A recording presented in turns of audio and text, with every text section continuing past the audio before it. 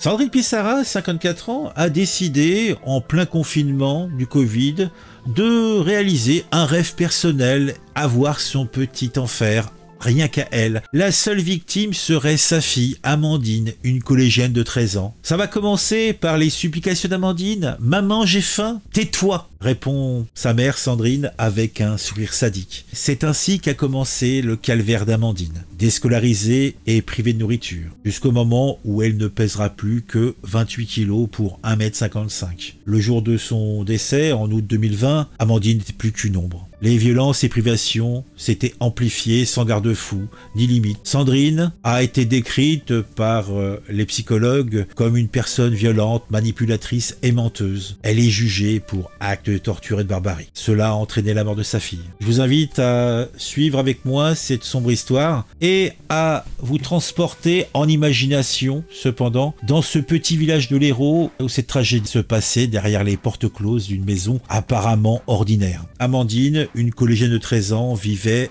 dans cette maison un enfer quotidien. Séquestrée dans un débarras sans fenêtre, privée de nourriture et de soins, elle n'était qu'un corps frêle de 28 kilos lorsque la mort l'a emportée. Les conditions de sa détention évoquent, pour ceux qui n'ont pas d'imagination, même eux, les pires heures de l'humanité où la barbarie règne en maître. Amandine, c'est la victime silencieuse, la victime qui a subi les pires sévices. Les coups sur elle pleuvaient, les privations étaient son quotidien et l'humiliation sa seule compagne. Elle avait pourtant prévenu, dans un cri de désespoir, qu'elle allait mourir, mais ses appels à l'aide sont restés lettre morte, étouffés par l'indifférence et l'inertie d'un système défaillant. Le procès de Sandrine Pissarra, la mère, et de son compagnon, Jean-Michel Cros, ont mis bien sûr en lumière un système familial digne des régimes totalitaires. Le beau-père, complice passif, n'a rien fait pour sauver Amandine de son funeste destin. Les témoignages glaçants révélaient une réalité insoutenable. Amandine était battue, Amandine était humiliée,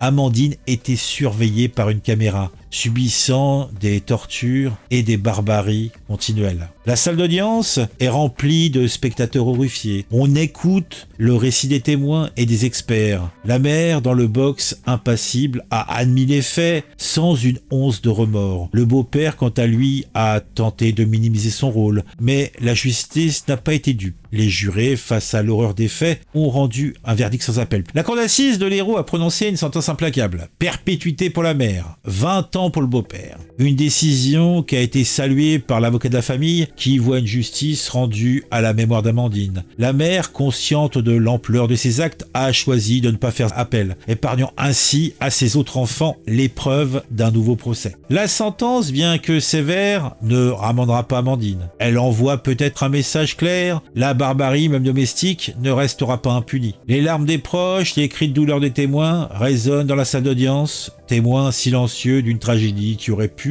aurait dû être évitée. Il y a la vraie question, celle de la société, de sa capacité à protéger les vulnérables. Comment des signalements peuvent-ils rester sans suite? Quel mécanisme a été défaillant? Qu'est-ce qu'il faudrait mettre en place pour éviter que d'autres Amandines ne subissent le même sort? Quoi qu'il arrive, on le voit tous les jours dans l'actualité, la barbarie n'est jamais loin. Dites-moi en commentaire ce que vous pensez de tout ça. En tout cas, moi, je suis atterré, consterné, affligé, comme d'habitude.